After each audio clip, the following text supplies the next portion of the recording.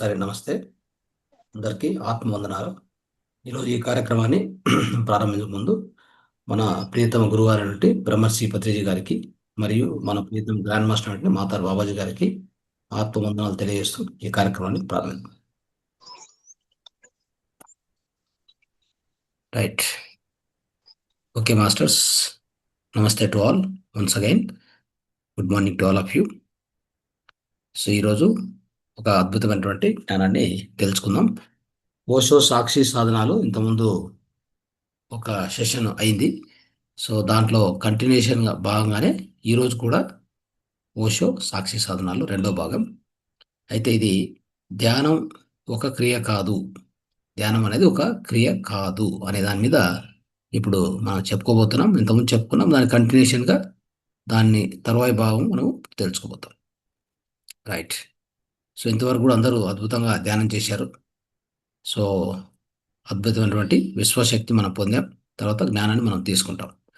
అయితే ఇంకా ఎక్కువ మాస్టర్స్ కూడా అటెండ్ కావాలి. సో పొద్దున పూట జరిగేటువంటి ఈ ధ్యానానికి, ఈ జ్ఞానానికి ఎంతో విలువ ఉంది. ఎంతో అద్భుతమైన ఒక మహత్తరమైనటువంటి శక్తి ఉంది. ఎందుకంటే పొద్దున్నే ధ్యానం చేసిన తర్వాత మనం బ్రహ్మముహూర్త ధ్యానం ఎనివే చేస్తున్నాం. అది 3 నుంచి 4:30. తర్వాత కొద్ది గ్యాప్ ఇచ్చి మళ్ళీ 5 నుంచి కార్యక్రమం స్టార్ట్ అవుతుంది. 5:10కి మరి మీరు వచ్చి కూర్చొని హాయిగా ధ్యానం చేస్తూ, ఈ ధ్యానంలో సాధ్యమైనంత వరకు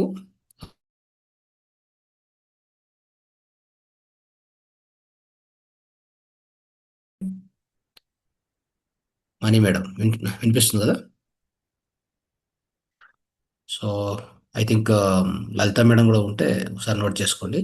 సో ఇక్కడ వచ్చేసి ఒక్క నిమిషం. వినిపిస్తుంది సార్. వినిపిస్తుంది. Okay, right. సో పొద్దున్నే చేసేటువంటి 1 గంట ధ్యానం ఉంది కదా, 5 నుంచి 6. దాంట్లో 5 నుంచి 5:30 ఒక లేదా 40 నిమిషాలు సంగీత ధ్యానం చేపించండి, పర్వాలేదు. అయితే సంగీత ధ్యానం కూడా సంగీతం ఎలా అంటే చాలా మృదువుగా, చాలా ఒక ఫ్లూట్ అంతే, చాలా మృదువుగా ఉండాలి. అట్లాంటి కొన్ని మ్యూజిక్స్ పంపిస్తాను నేను. చాలా లో వాయిస్తో నిదానంగా వెళ్ళాలి, చాలా నిదానంగా వెళ్ళాలి. తర్వాత ఒక 25 నిమిషాలు మళ్ళీ శూన్యధ్యానం చేపించాలి. ఆ తర్వాత జ్ఞానాన్ని అంటే ఈ యొక్క జ్ఞానాన్ని పంచడానికి మనము మాస్టర్స్ను ఇన్వైట్ చేసుకోవాలి. అలా సాగుతూ పోవాలి ఈ కార్యక్రమం. చాలా అద్భుతంగా ఉంటుంది. ఓకే. సో కన్నడలో కూడా అలానే చేస్తాం మనం. అంటే అక్కడ వచ్చేసి యోగాసనాస్ కూడా ఉంది. ఇక్కడ యోగాసనాస్ ఎక్కువ మాస్టర్స్ రావట్లేదు కాబట్టి మనం స్టాప్ చేసాం. అయితే 35 నుంచి 40 నిమిషాలు సంగీత ధ్యానం చాలా మృదువైన ఒక ఫ్లూట్ మ్యూజిక్తో వెళ్ళాలి. ఆ తర్వాత 20 నుంచి 25 నిమిషాలు శూన్య ధ్యానం చేసి తర్వాత జ్ఞానాన్ని పంచడానికి మాస్టర్స్ ఇన్వైట్ చేయాలి. దయచేసి ఇది ఇన్వైట్ చేసుకోండి. Okay, right. Okay masters. So ఇంతకుముందు మనం చెప్పుకున్న సెషన్లో ధ్యానం ఒక క్రియ కాదు అనేటువంటి ఈ అంశాన్ని మనం కొనసాగిస్తున్నాం. ఇంతకుముందు ఏం చెప్పుకున్నామంటే ఎప్పుడు కూడా సత్యం అనేటువంటిది, సత్యం ఏంటి, సత్యం ఎలా తెలుసుకోవాలి, ఎలా సాక్షాత్కారం పొందాలి అనేటువంటిది యోగం చెప్పగలదు, ఒక ఫిలాసఫర్ చెప్పలేడు. అంటే ఒక తాత్విక జ్ఞాని, తత్వజ్ఞాని చెప్పలేడు అని చెప్పడం జరిగింది. అంటే ఎలా పొందవచ్చు, సత్యాన్ని ఎలా పొందవచ్చు అనేటువంటిది ఒక యోగి జవాబిస్తాడు. అదే మీరు ఒక తత్వవేత్తను, ఒక ఫిలాసఫర్ను పోయి కూర్చొని, ఒక పండితుడు ఉంటాడు. పండితుడు మీకు ఏం చెప్తాడు? పండితుడు వచ్చేసి మీరు ఏ ప్రశ్న అడిగినా సమాధానం చెప్తూనే ఉంటాడు. పండితుడు ఏ ప్రశ్న అడిగినా సమాధానం చెప్తూ ఉంటాడు. ఆ ప్రశ్నలు పడిపోవు. ఒక ప్రశ్న తర్వాత ఇంకో ప్రశ్న ఉద్భవిస్తూనే ఉంటుంది. ఒక ప్రశ్న తర్వాత ఇంకో ప్రశ్న ఉత్పన్నం అవుతూనే ఉంటుంది. దానికి ఎండ్ లేదు, అర్థం చేసుకోవాలి. సో ఈ విధంగా జరుగుతుంటుంది మిత్రులారా.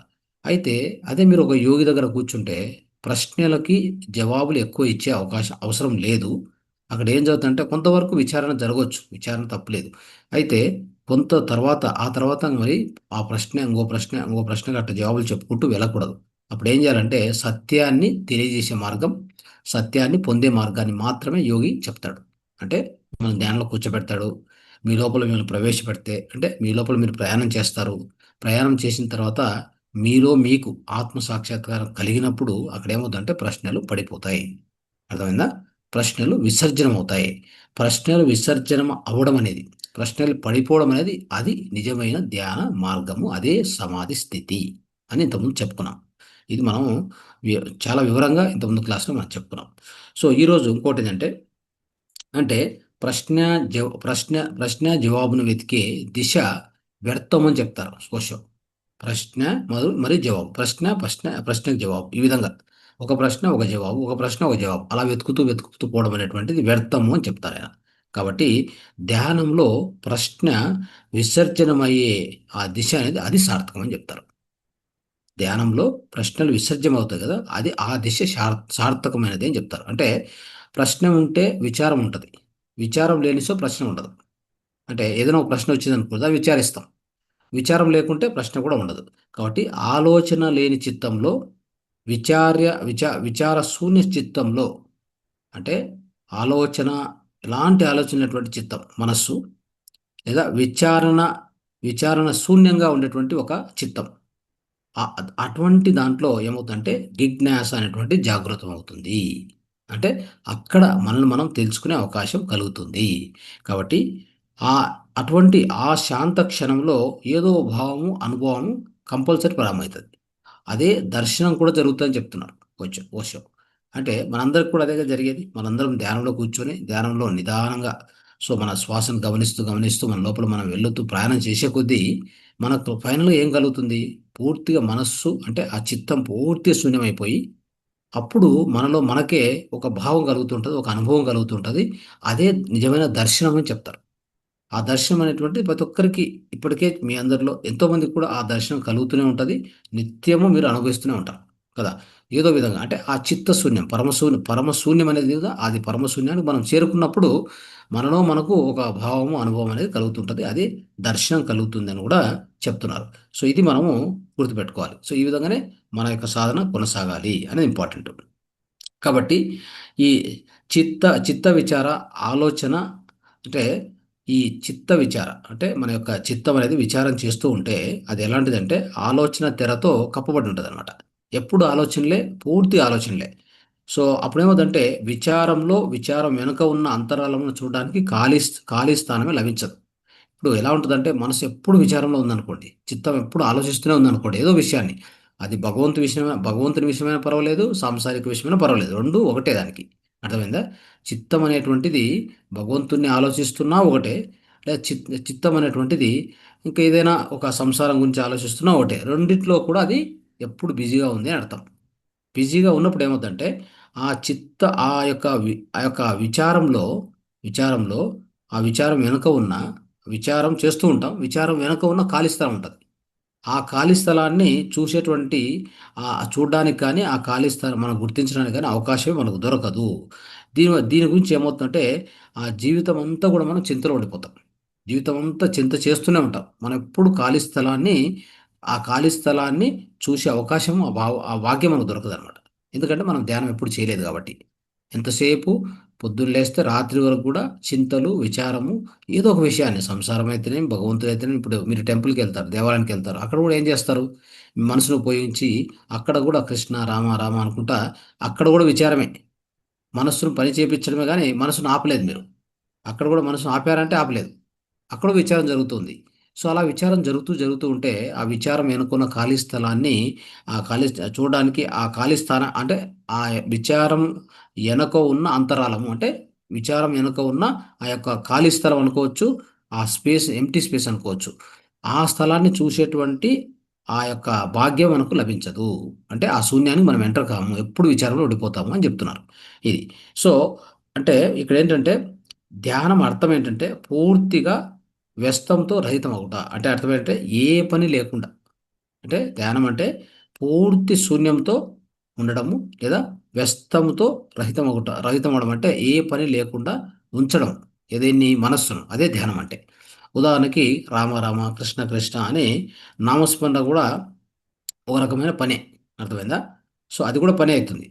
ఈ కృష్ణుడిని, బుద్ధుడిని, మూర్తి స్మరణ కూడా ఒక రకమా అది కూడా ఒక పనే. దేనికి? మనస్సుకు.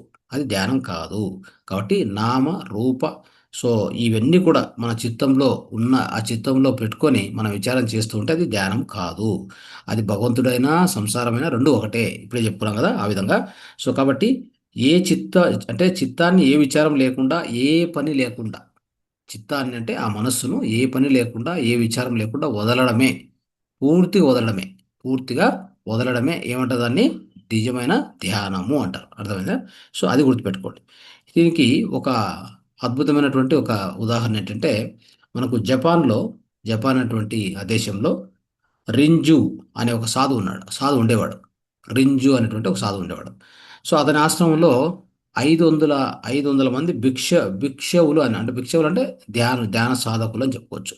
500 మంది సాధకులు ఉండేవారు. సో, జపాన్ చక్రవర్తి ఒకసారి ఆశ్రమం చూడడానికి వస్తాడు. సో, ఆశ్రమం చూడడానికి వస్తాడు. ఆశ్రమం అంతా చూయించమని చెప్పి అడుగుతాడు. అప్పుడు అట్లా వెళ్తూ ఉంటే మధ్యలో ఒక పెద్ద విశాల, సుందర, శాంత భవనం ఒకటుంది. ఓకే. దాని గురించి చక్రవర్తి అడుగుతాడు. అడిగితే ఆయనేం చెప్తాడంటే, చివరికి చెప్తాను, చివరికి చెప్తానులే దాని గురించి అని చెప్తాడు. అప్పుడు మళ్ళీ భోజనశాల, నివాస స్థలము, అంటే ఒక గ్రంథాలయము, వ్యాయామలయం, వ్యాయామం చేసేటువంటి వ్యాయామశాల, తోట, ఇవన్నీ చూపించుకొని తిరిగి మళ్ళా వెళ్తున్నప్పుడు చక్రవర్తి మళ్ళీ అడుగుతాడు. సో, ఆ యొక్క భవనాన్ని చూపిస్తా ఉన్నారు కదా! దాంట్లో ఏముందో చెప్తారా అని అడుగుతాడు. సో, అప్పుడు ఆయన చెప్తాడు. సో, అక్కడొచ్చేసి ఆ భవనంలో ఎవరుండరు. భిక్షకులు మాత్రం ఉంటారు. అంటే సాధకులు మాత్రమే ఉంటారు అని చెప్తాడు. సాధకులు ఉంటారని చెప్తే, అక్కడ ఆ సాధకులు ఏం చేస్తూ ఉంటారని అడుగుతాడు.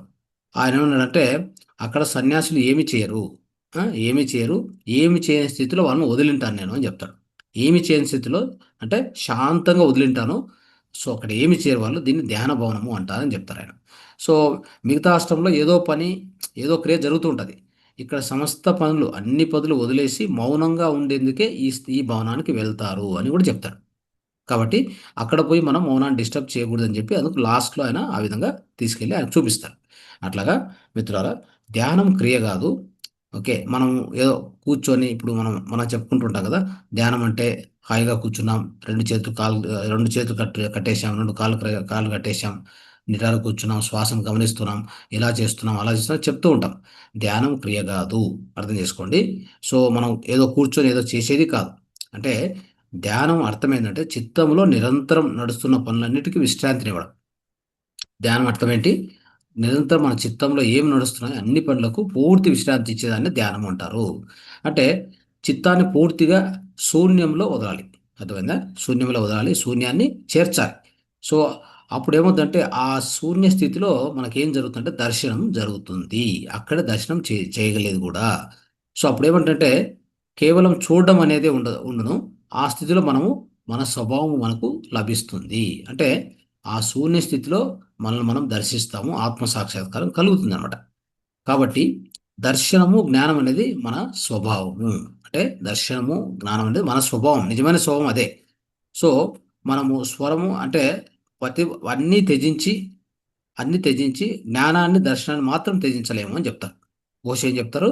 అన్నిటిని త్యజించొచ్చు ఈ లోకంలో. అంటే మనం మన విచారాన్ని శూన్యం చేయొచ్చు. మన బాహ్యమైన పనులన్నీ వదిలేయొచ్చు.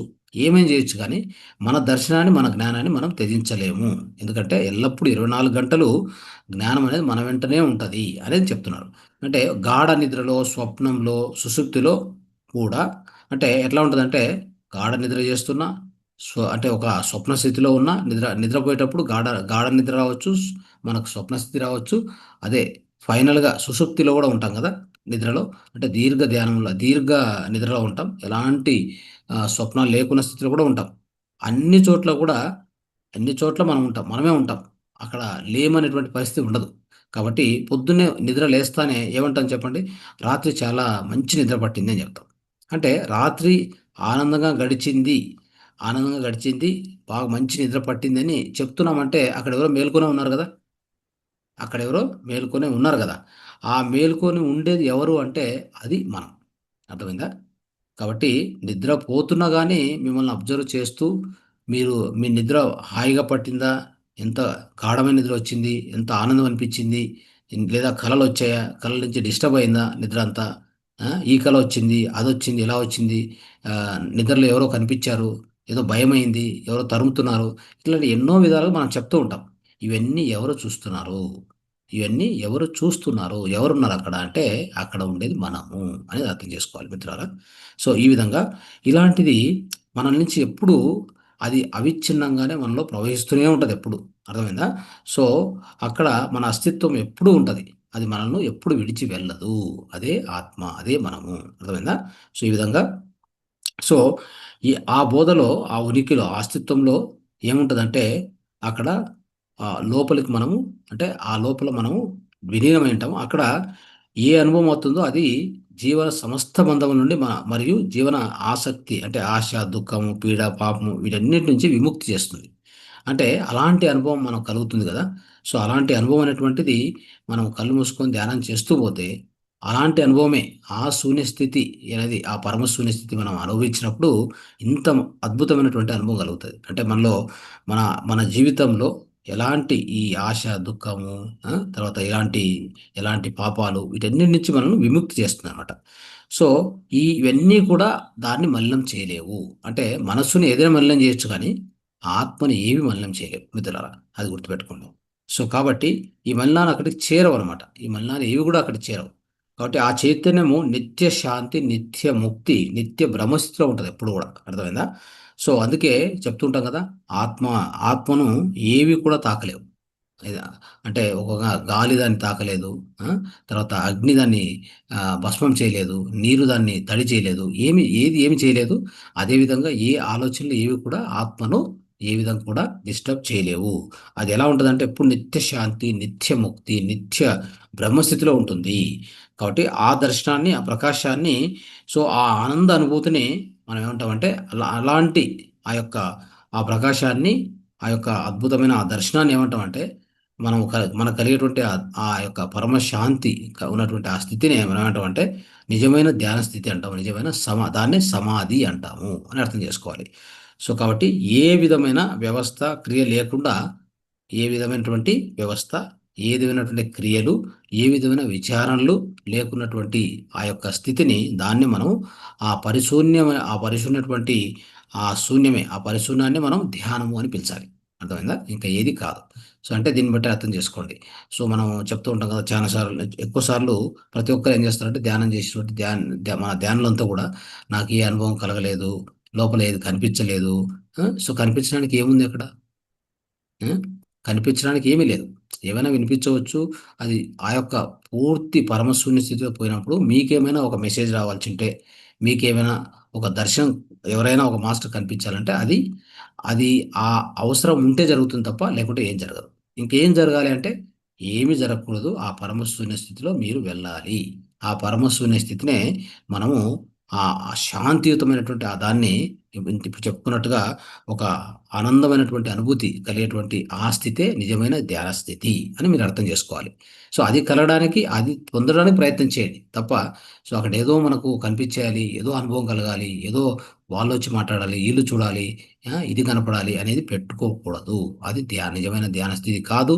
అది నిజమైనటువంటి సమాధి స్థితి కూడా కాదు. అర్థం చేసుకోవాలి మీరు. ఓకే. సో, ఆ విధంగా మిత్రులారా, ఆ వ్యక్తి ఆ పరిపూర్ణ శూన్యం కావాలంటే ఒక 3 అంశాలు చెప్తున్నారు ఓషో మనకి. ఆ 3 అంశాలు మనం గమనిద్దాం. ఓకే. సో, అదేంటంటే మొదటిది శరీరాన్ని ఏ విధమైన క్రియ, అంటే 3 అంశాలు ఈ పరిశూన్య స్థితి ఏ వ్యక్తికైనా కలగాలంటే, మనమందరం కూడా ధ్యానం చేస్తున్నాం. మనందరికీ ఆ పరిశుద్ధ స్థితి కానే కావాలి. అవునా? సో, ఆ యొక్క అద్భుతమైన ఆ యొక్క అనుభవాన్ని మనం పొందాలంటే మనం అంతా కూడా ధ్యాన మార్గంలో ఉన్నాం. అయితే దీనికి ఓషో అద్భుతమైన ఒక 3 విషయాలు చెప్పడానికి ప్రయత్నం చేస్తున్నారు.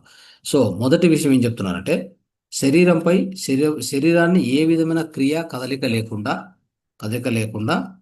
లూజ్‌గా వదలాలి. అంటే పూర్తిగా వదిలేయాలి. దాన్ని ఎలా వదలాలి అనేది చూద్దాం. మృత్యువులో మృత్యువులో చావు చావు కలిగినటువంటి వ్యక్తి శరీరాన్ని ఎలా వదిలింటాడు చెప్పండి? అలా వదిలేసింటాడు. అలా వదిలేసి ఎప్పుడో వెళ్ళిపోయింటాడు. చావులో ఒక శరీరాన్ని అలా వదిలేసింటారు. దాంట్లో ఏ బిగుసు ఉండదు కదా! ఏ బిగుసు ఉండదు. ఎక్కడ అంటే ఇక్కడ నొప్పి, అక్కడ నొప్పి అనేది ఏదైనా ఒక శవానికి ఇక్కడ నొప్పి, అక్కడ నొప్పి ఉంటదా? ఉండదు. అంటే దాన్ని అలా ఫ్రీగా వదిలేసింటాడనమాట. అలాంటి తత్వాన్ని మనం నిజంగా ధ్యానంలోకి వెళ్ళేవాళ్ళు, లోపలికి వెళ్ళేవాళ్ళు ఈ స్థితిని దేహానికి కల్పించాలని చెప్తున్నారు. అది చాలా ఇంపార్టెంట్. అంటే అప్పుడు శరీరం ఏ బిగువు లేకుండా ఉండడం వలన చిత్తం శాంతమవుతుంది అని చెప్తాడు. అందుకే ఎన్నో సార్లు మనం చెప్పుకుంటుంటాం. శరీరమాద్యం కలుధర్మ సాధనం అని చెప్తుంటాం. శరీరమాద్యం కలుధర్మ సాధనం. అంటే అర్థం ఏంటి? మనం ఈ శరీరాన్ని సాధనంగా వాడుతున్నాం. దేనికి? ధ్యానానికి. మరి ఈ శరీరంలోనే బిగుసు ఉందంటే, శరీరంలోనే వ్యాధి ఉందంటే, శరీరంలోనే తొందర ఉందంటే, మీ యొక్క ఆ చిత్తం శాంతి ఎలా అవుతుంది అని అర్థం చేసుకోండి. చిత్తం శాంతి కాదు. చిత్తం ఎక్కడికి వెళ్తుంది? మనసు ఎక్కడికి వెళ్తుంది? ఎక్కడ నొప్పి ఉంటే అక్కడికి వెళ్తుంది. కావాలంటే గమనించండి. అందుకే మనం ఈ యొక్క మన సమగ్ర స్వాస్థ్య కార్యక్రమాల్లో 21 రోజులు గానీ, 300 రోజుల కార్యక్రమంలో గానీ, మనం ఏం చేస్తున్నాం? ఎలాంటి ఆహారం తినాలి? ఎలాంటి చికిత్సలు చేసుకోవాలి దేహానికి? దేహాన్ని ఎంత ఆరోగ్యంగా పెట్టుకోవాలి? దేహం ఎప్పుడు కూడా ఇబ్బందులు ఉండకూడదు. దేహంలో ఈ విధ విధ ప్రదేశాల్లో నొప్పులు ఉండకూడదు. రోగం ఉండకూడదు అనే ఉద్దేశ్యంతో ఎన్నో విధాల చికిత్సలు మనం ప్రవేశపెట్టాం.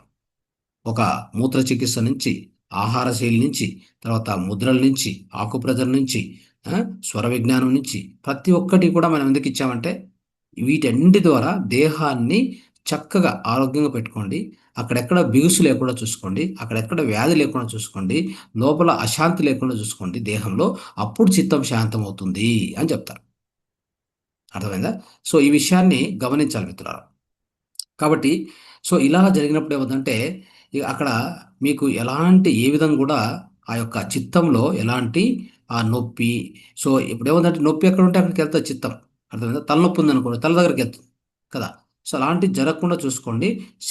శరీరాన్ని పూర్తిగా వదులుగా దాన్ని అలా వదిలేసినామనుకోండి, అప్పుడు శరీరం గురించి ఎలాంటి అవగాహన లేకుండా అప్పుడు చిత్తం శాంతంలోకి వెళ్తూ అట్లా పరిశూన్యంలోకి వెళ్ళిపోతాం మనం. అర్థమైందా? కాబట్టి శరీర బిగువు అనేది పూర్తిగా శూన్యమైనప్పుడు శరీరం నుంచి ముక్తం అవుతాం మనం. శరీరం నుంచి ముక్తం అవుతాం. అది చాలా మంచి ఉపాయం అని చెప్తారు.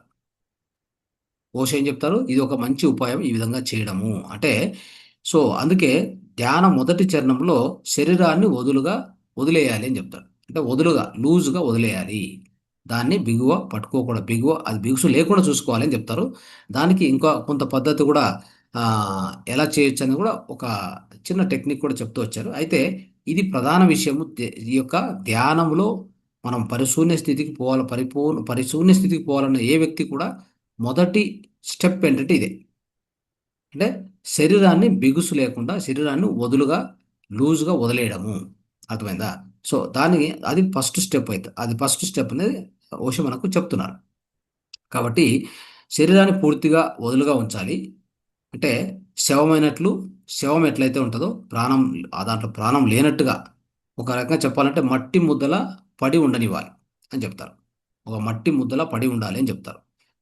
ఆ పట్టు ఉండకూడదు. ఈ విధంగా ఒక 2 నిమిషాల సేపు అంటే ఆ 2 నిమిషాల సేపు అలాంటిది మనం కూడా చేసుకోవచ్చు. మనమే ధ్యానంలోకి వెళ్తాం కదా! వెళ్ళినప్పుడు ఆహ్, ఈ యొక్క మొదటగా ఆరోగ్యాన్ని, ఆహారాన్ని సరిగ్గా పెట్టుకుంటే దేహానికి ఎలాంటి ఇబ్బంది ఉండదు. రెండోది మనం కూర్చొని అలా సలహా ఇచ్చుకుంటూ వెళ్ళాలి లోపలికి. అంటే శరీరం అనేది హాయిగా ఉంది, ఆరోగ్యంగా ఉంది. దాన్ని పూర్తిగా బిగుసు లేకుండా లూజ్ చేసుకుంటూ దానికేం జేయొచ్చు, మన తల భాగం నుంచి కింది వరకు ఒకసారి అట్లా అబ్జర్వ్ చేస్తూ వెళ్ళొచ్చు. కావాలంటే ఒక సెల్ఫ్ ఇన్‌స్ట్రక్షన్స్ ఇచ్చుకోవచ్చు. ఎలాగా? మన యొక్క తల మొదటి భాగం నుంచి అంటే మన యొక్క సహస్రారం నుంచి కింద మన కాళ్ళ యొక్క బొటనవేలు వరకు కూడా అబ్జర్వ్ చేస్తూ ఒక్క నిమిషం ఒక ప్లేస్‌లో. ఇప్పుడు తల ఉంది. ఒక్క నిమిషం గమనించండి. హాయిగా కళ్ళు మూసుకొని బాడీ స్కాన్ మెడిటేషన్ అని చెప్తాం. ఇంతకుముందు చెప్పామిది. అలా కూర్చున్నప్పుడు దాన్ని గమనిస్తే అక్కడ ఏదైనా తొందర ఉందంటే, బిగుసుంటే దాన్ని రిలీజ్ అని చెప్పి మీకు మీరు చెప్పుకోవచ్చు. అలా చెప్పుకుంటే ఆ సెల్ఫ్ ఇన్‌స్ట్రక్షన్‌లో ఏమవుద్దంటే, ఏదైనా మన తలలో బిగుసు ఉంది, నొప్పుంది లేదా ఏదైనా అస్వస్థత ఉందంటే, అప్పుడేం చేయొచ్చంటే దాన్ని రిలీజ్ అని చెప్పి మీరే సెల్ఫ్ ఇన్‌స్ట్రక్షన్ ఇచ్చుకుంటే, కొంతవరకు అట్‌లీస్ట్ కొద్దిగా ఉపశమనం కలుగుతుంది. లేదంటే అక్కడ బిగుసు ఉండిపోతుంది. మీరేమో శ్వాస మీద ధ్యాస పెట్టనీకపోతారు. పదే పదే బయటకొస్తుంది. మళ్ళీ లోపలికెళ్తుంది. బయటకొస్తుంది, లోపలికెళ్తుంది. ఇంకెప్పుడు మీరు శూన్యంలోకి ప్రవేశించి చెప్పండి? అది సాధ్యం కాదని చెప్పి ఓషో ఇలా చెప్తూ ఉన్నారు. అంటే మనకు మనం ఇన్‌స్ట్రక్షన్ ఇచ్చుకోవాలని చెప్తున్నారు ఆ విధంగా. సో, ఆ విధంగా ఎలా అంటే శరీరం శిథిలమవుతుంది. లేదా శరీరం వదులవుతుంది. అంటే లూజ్ అవుతుంది అని మనం ఊహించుకోమని చెప్తారాయన. ఇప్పుడు మనం చెప్పినట్టు body scan meditation that is also good. ఆ విధంగా చేయొచ్చు.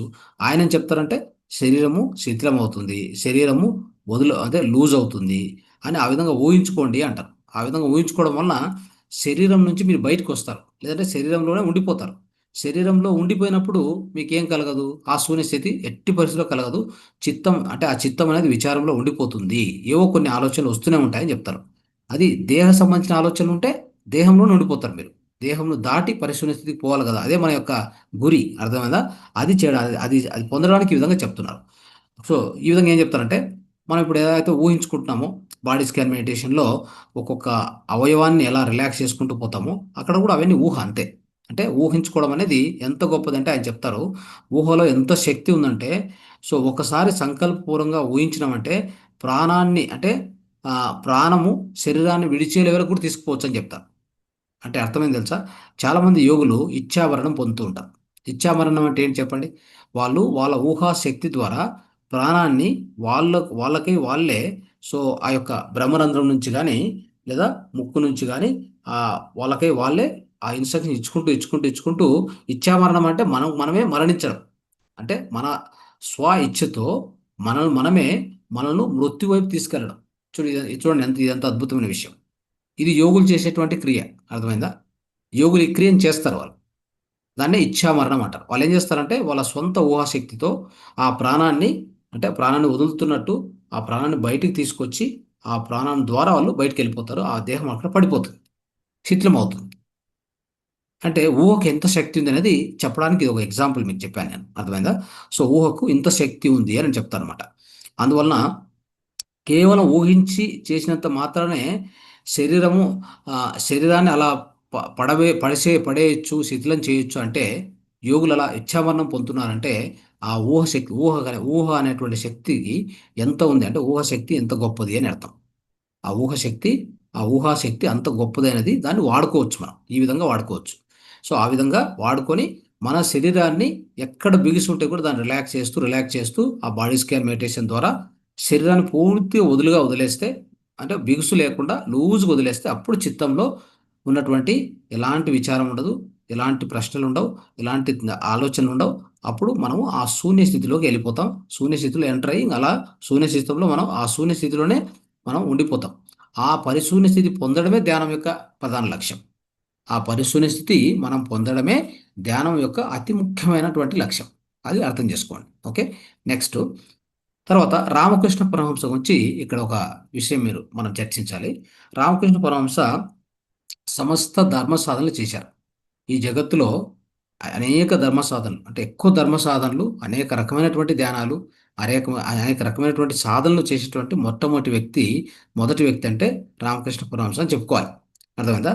సో, రామకృష్ణుడు ఇలా అన్ని ధర్మ సాధనలు చేస్తున్నప్పుడు అంటే అనేక ధర్మ సాధనలు కూడా ఏంటంటే సత్యం వరకు, అన్నీ కూడా ఏ సాధన చేసినా అన్ని సాధనల యొక్క ముఖ్య లక్ష్యం సత్యాన్ని చేరుకోవడం.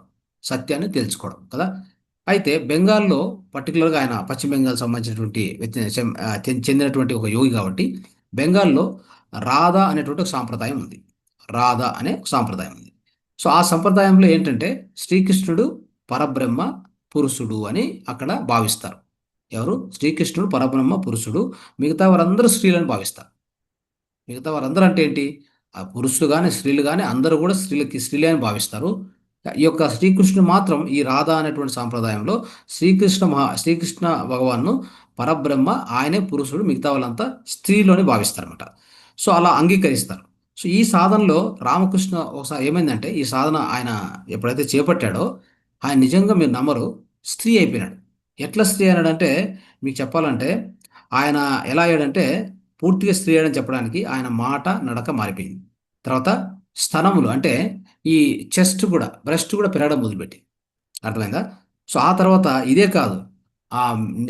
మంత్లీ పీరియడ్ స్టార్ట్ అయినాయి. తెలుసా మీకి? మంత్లీ పీరియడ్ స్టార్ట్ అయినాయి. సో, ఇంత అంటే ఏ విధంగా ఊహాశక్తి ఎంతవరకు తీసుకెళ్తుందో చూడండి. ఆ ఊహాశక్తి ఆయనను ఆ సాధన మొదలుపెట్టినప్పుడు ఆయన పర్ఫెక్ట్‌గా స్త్రీ అయిపోయినాడు. అట్లా జరిగిన తర్వాత ఆయన ఏం చేశాడంటే, ఆ సాధన వదిలేసాడు మళ్ళీ. అంటే ఆ సాధన వదిలేసి, ఆ రాధా సాంప్రదాయ సాధన వదిలేశాక, ఆ స్త్రీ లక్షణాలన్నీ పోవడానికి 6 నెలలు పట్టింది ఆయనకి. అర్థమైందా? సో, కాబట్టి మనం ఎలా భావిస్తే మన శరీరం అలా తయారవుతుంది. అర్థమైందా? సో, చాలా దేశాల్లో ఈ విషయం మీద ప్రయోగాలు గూడా జరుగుతూ ఉన్నాయి. అర్థమైందా?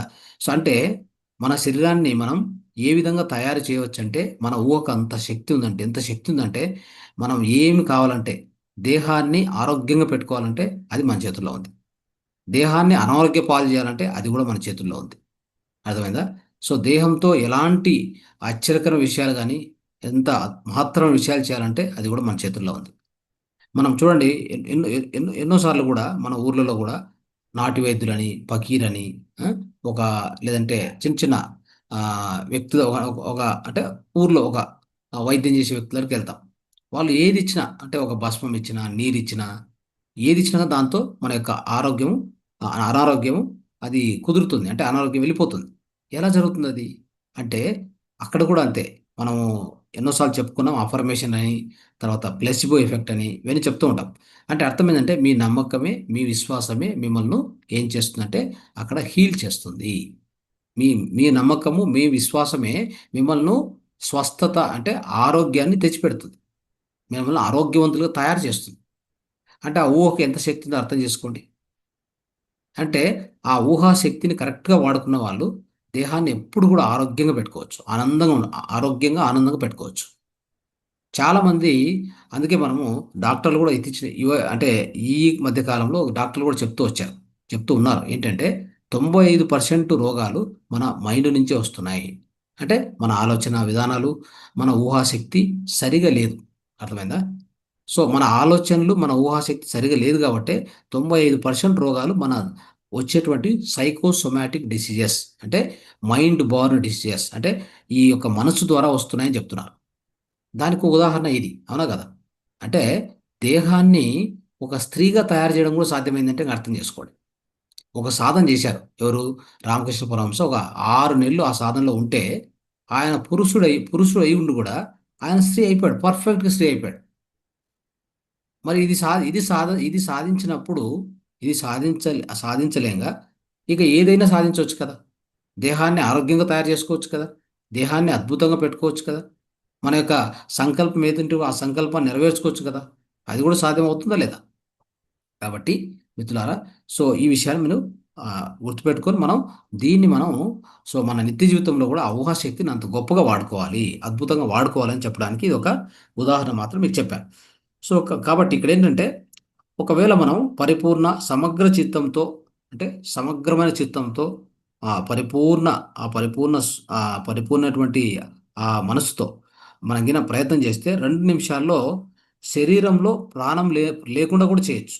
అంటే శరీరాన్ని శిథిలం కూడా చేయొచ్చు. అంత శక్తి, యువాశక్తి ఉంది అని చెప్తారు. కాబట్టి సో అప్పుడు అంటే శరీరం అనేటువంటిది ఎలా అంటే పూర్తిగా కింద పడిపోవాలి. అందుకే ధ్యానం చేసేటప్పుడు కూడా ఓషో, రజనీష్ ఎలా చేసేవారంటే ఒకరికి ఇంకొకరి మధ్యలో చాలా గ్యాప్ పెట్టేవాళ్ళు. అర్థమైందా? ఈ యొక్క సలహాలు ఇస్తూ వేస్తారు. ఇలాంటి సలహాలు ఇస్తూ ఉంటారు ఓషో. ఇస్తున్నప్పుడు అందరు ధ్యానంలోకి వెళ్తారు. సో వాళ్ళ శరీరాన్ని వాళ్ళు పడిపోయేంత వరకు వెళ్తారు. అర్థమైందా? శరీరం ఎలా పడిపోతుందంటే శిథిలం అయితే ఇప్పుడు ఒక చావు అంటే ఎలా ఉంటుంది? ఆ శరీరం ఎలా పడిపోతుంది? ఎక్కడేస్తే అక్కడ ఉండిపోతుంది, అవునా కదా? అంత అంటే అలాంటి ముద్దలాగా తయారు చేసేదానికి ఆ ముద్దలాగా తయారు చేసేటువంటి ఇన్స్ట్రక్షన్స్ ఓషో ఇస్తూ వెళ్ళేవారు. ధ్యానం చేపించేటప్పుడు ఇలా చేసేవాళ్ళు. అందుకే ఒక మనిషి ఇంకో మనిషికి మధ్య చాలా గ్యాప్ ఇచ్చేవాళ్ళు. గ్యాప్ ఇచ్చినప్పుడు ఏంటంటే ఒక వ్యక్తి అలా చేస్తూ చేస్తూ చేస్తూ ఆ శరీరం అట్లా పడేస్తాడు. పడిపోయి అతను ఎక్కడ ఉంటాడంటే పూర్తిగా అతని యొక్క ఆ పరిశూన్యంలోకి వెళ్ళిపోయింటాడు. ఆ యొక్క శూన్య స్థితికి వెళ్ళిపోయింటాడు. అప్పుడు దేహం మీద అవేర్నెస్ అస్సలు ఉండదు. అర్థమైందా? దేహం ఒక శవం ఎలా అయితే పడిపోద్దో అలా పడిపోయేదానికి అవకాశం ఇస్తారు. అలా ఇచ్చినప్పుడు నిజంగా మనకు ఒక దర్శనం కలుగుతుంది. అర్థమైందా? అంతవరకు దర్శనం కలగదు అని చెప్తున్నాను నేను. ఎందుకంటే దర్శనం కలుగుతుంది అని చెప్పి మనకేదో చాలామంది కూర్చున్న వెంటనే ధ్యానంలో ఇది కనిపించింది, అది కనిపించింది, అదే గొప్పది అనుకుంటున్నారు. అది గొప్పది కాదు. ఫస్ట్ ఆఫ్ ఆల్ మన దేహం పడిపోవాలి. మన దేహం శిథిలమైతే ఎలా పడిపోతుంది? మన దేహం ఒక మృత్యు వచ్చినప్పుడు ఒక శవం ఎలా పడిపోతుంది? అలాంటి స్థితికి వెళ్ళిపోవాలి.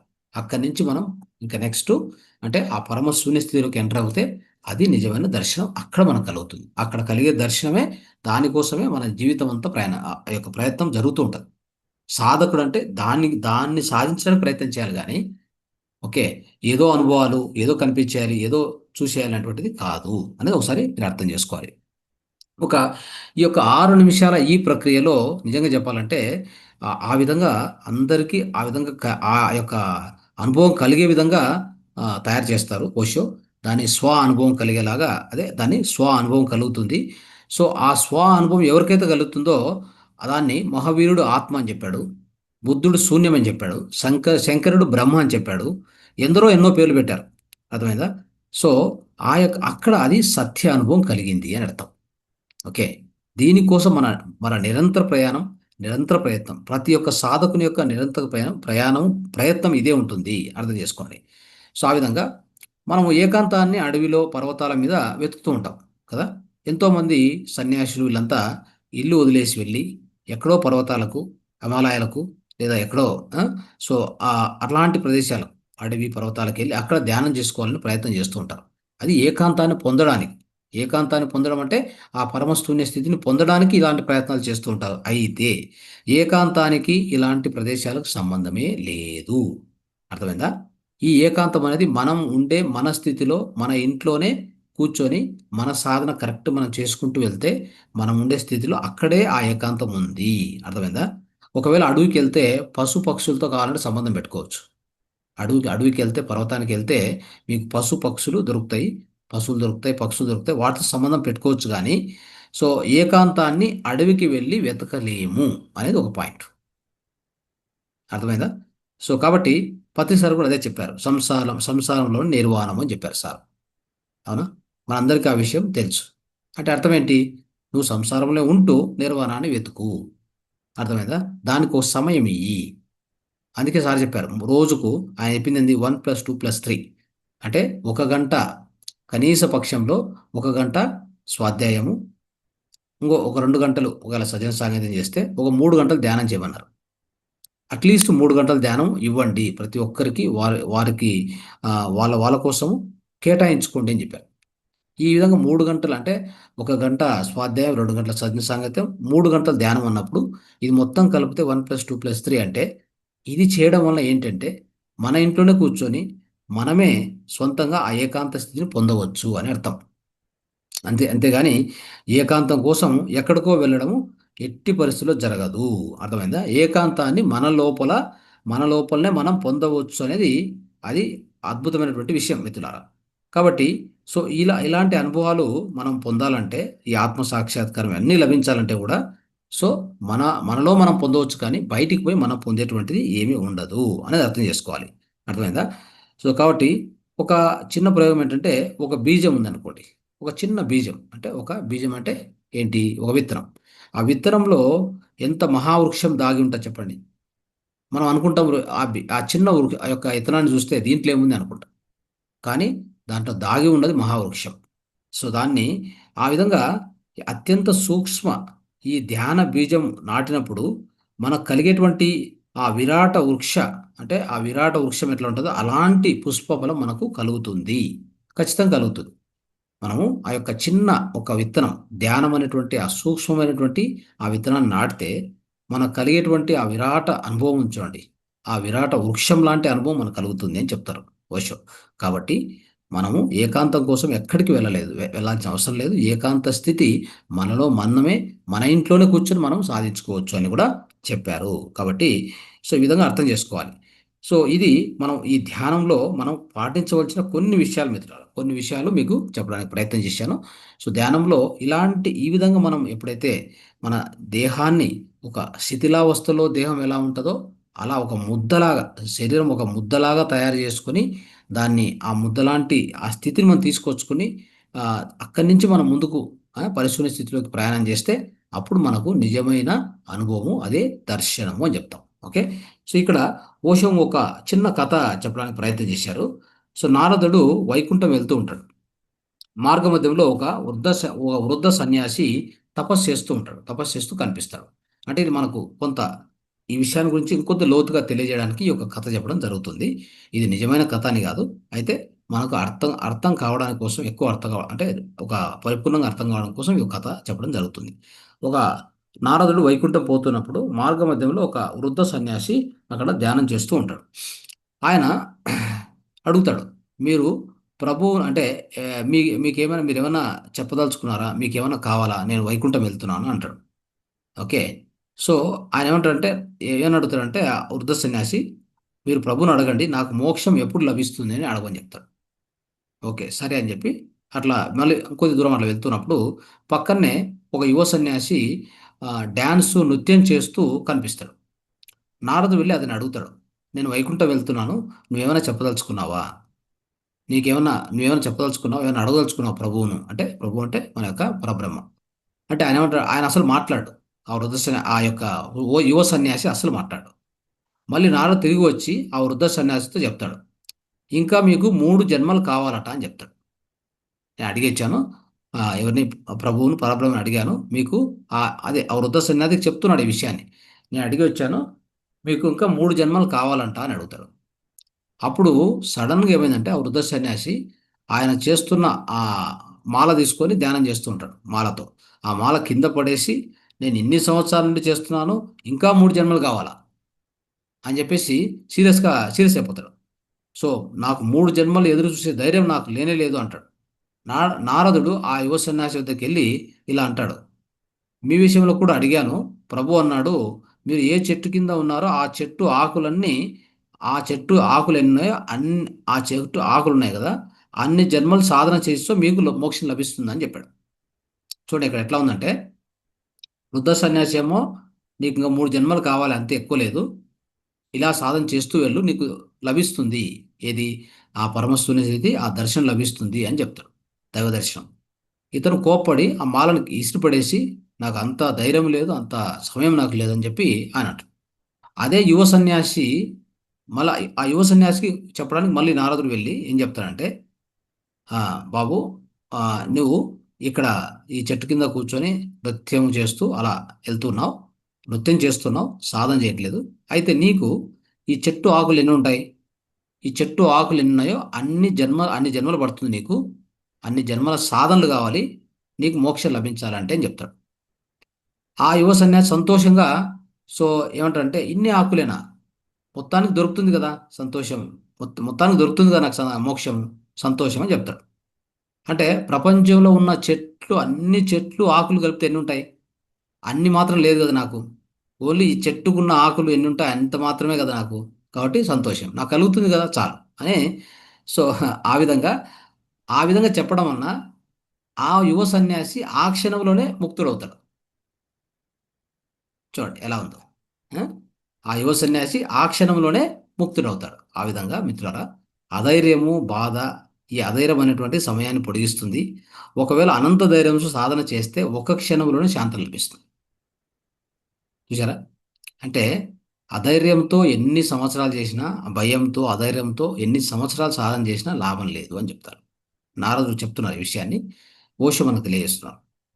అంటే ఒకవేళ అనంత ధైర్యంతో, ఎంతో విశ్వాసంతో సాధన చేస్తే ఒక్క క్షణంలోనే శాంతం లభిస్తుంది అనేది ఎంత అద్భుతమైన విషయం ఇది. కాబట్టి సో ఆ విధంగా ఒక అధైర్య పరిణామము, చింత, ప్రయోజనము, కోరిక, వీటన్నింటిని వదిలి సమగ్రంగా సాధన చేస్తే కొన్ని రోజుల్లోనే మనకు ఏదో ఒకటి అనుభవం కలుగుతుంది.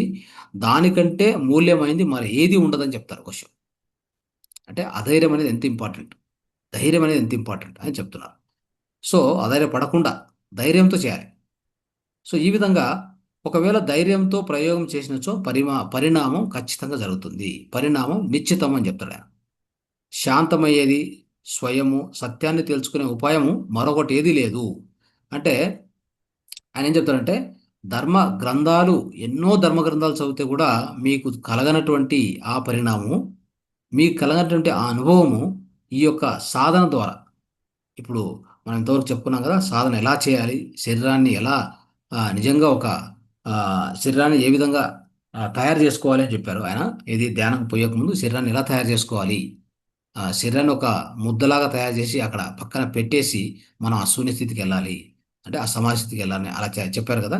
అలా చేసినప్పుడు ధర్మ గ్రంథాలు ఎన్ని చదివినా మనకు కలగనటువంటి అనుభవము దీని ద్వారా కలుగుతుంది, ఈ ధ్యానంలో ఈ విధంగా కలుగుతుంది. కాబట్టి అమృతము, అనంతాన్ని, నిత్య చితాన్ని పొందేటువంటి మార్గం ఒకటే ఉంది. అది ఏదో విధంగా బయట జగత్తును చూసే కన్ను, అంటే ఈ యొక్క అమృతం కావచ్చు, అనంతత్వం కావచ్చు, నిత్య చైతన్యం పొందేటువంటి మార్గం ఒకటే ఉంది. అది ఏంటంటే, మనం ఈ బయట జగత్తును చూసే కన్ను ఉంది కదా, ఆ కన్ను బయట చూస్తుంటాయి ఎప్పుడు, అలా కాకుండా లోపలికి చూసేటువంటి ప్రక్రియ మనం మొదలు పెట్టాలి. ఓకే. సో అప్పుడు ఆ కన్ను లోపల చూస్తే అప్పుడు మనకు శూన్యం కనిపిస్తుంది. సో ఎప్పుడైతే విచారాలు శూన్యం అవుతాయో ఇక బయట చూడడానికి ఏముండదు.